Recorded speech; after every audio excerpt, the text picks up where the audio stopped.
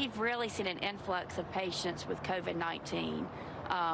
Over the past 2-3 weeks, our numbers, our ICU beds have been full. We've been having a lot of overflow in the ICU. The community has, at first was doing a great job on protecting themselves, but now, unfortunately, I think people don't think it's very serious. And unfortunately, we're seeing a lot of new patients come into the hospital. My specialty is pulmonary and critical care, so I get to take care of the pulmonary patients who obviously end up in intensive care on mechanical ventilation. The one thing that's really important to realize is we see patients of all ages and all walks of life with COVID-19. No one's immune to it. And I think that's what's scary. I think a lot of people in our community feel like if they get it, they'll be okay. And hopefully they will be, but a lot of people, regardless of your age, are getting sick.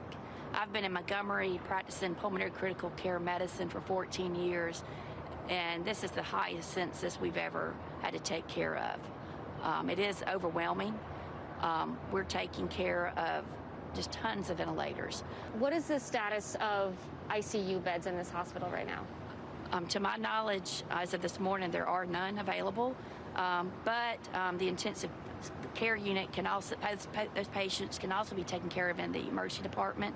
What does it say about the status of Montgomery that there are no ICU beds available right now? It's scary. It's scary. The ER is equipped to take care of those patients if needed, but it's not the ideal situation by far. That's what I was going to say, not ideal. No, I mean, ER nurses are doing a great job, but they're not, ICU nurses, and it's just not ideal. To be honest with you, I thought this would be gone by now. I really thought that we saw our peak a few weeks ago, and I thought with the warmer weather, we were going to start seeing decreased cases. The scary part is we're seeing rises in cases.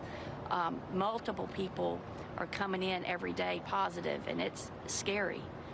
I don't think the community realizes how prevalent it is.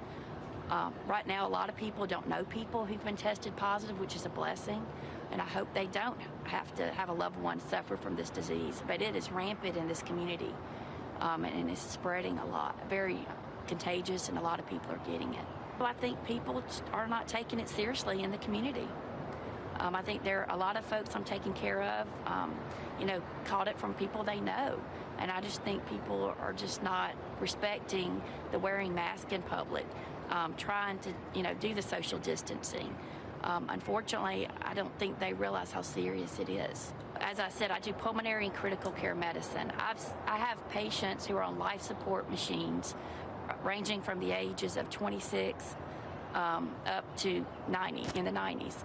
And unfortunately, when you get to that point on mechanical ventilation, life support, your life expectancy is very bad, regardless of what medicine I give you.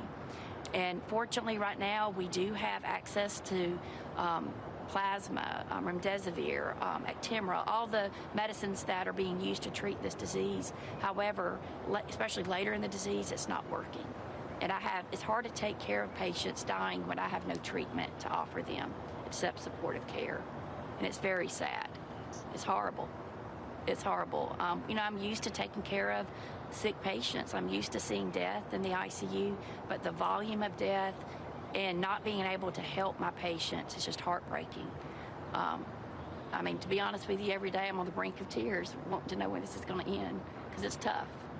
And I don't think people realize taking care of people that are dying that you can't help. Dr. Lisa Williams, pulmonary critical care specialist working in Montgomery, Alabama, where, as she says, there are no ICU beds left. They're repurposing emergency rooms, and they're sort of making do that way, but ICU capacity is gone.